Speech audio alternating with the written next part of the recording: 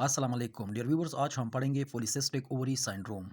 Polycystic ovary syndrome क्या है? PCOS is one of the most common gynaecological problems affecting young womens. यानी PCOS polycystic ovary syndrome ये क्या है? ये कॉमन डिजीज़ है गायनोकोलॉजी में और ये ज़्यादातर यंग फीमेल्स को इफेक्ट करते हैं। The leading cause of this problem is thought to be a stressful and inactive lifestyle. इस डिज़ीज़ की कॉज क्या होती है? यानी पीसीओएस किन फीमेल्स में ज़्यादा पाई जाती है? जो स्ट्रेसफुल लाइफ गुजारते हैं या उनकी इनएक्टिव लाइफस्टाइल होती है, उनकी एक्टिविटी ज़्यादा नहीं होती।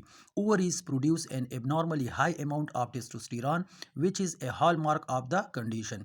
यानी इस कंडीशन में क्या होती है या इसकी काज क्या होती है कि ओवरीज ज़्यादातर क्या पैदा करते हैं? टेस्टोस्टेरोन हार्मोन्स पैदा करते हैं। यानी ये मेल हार्मोन्स होते हैं।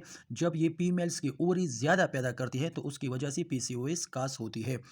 There are many follicular cysts, each ranging between 2 and 9 millimeters in diameter, and the ovaries are larger than normal. यानी इसमें क्या होती है? इसमें follicular cyst जो होती है वो 2 से 9 मिलीमीटर्स होती है और ज़्यादा होती है और इसके साथ साथ और इसकी साइज भी इनलार्ज होती है।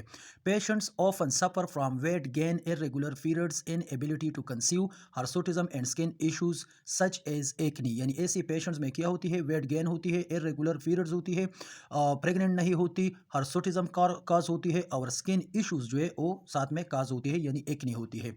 They become more susceptible two diabetes and develop insulin resistance. यानी ऐसे पेशेंट्स को ज़्यादातर क्या होती है? डायबिटीज़।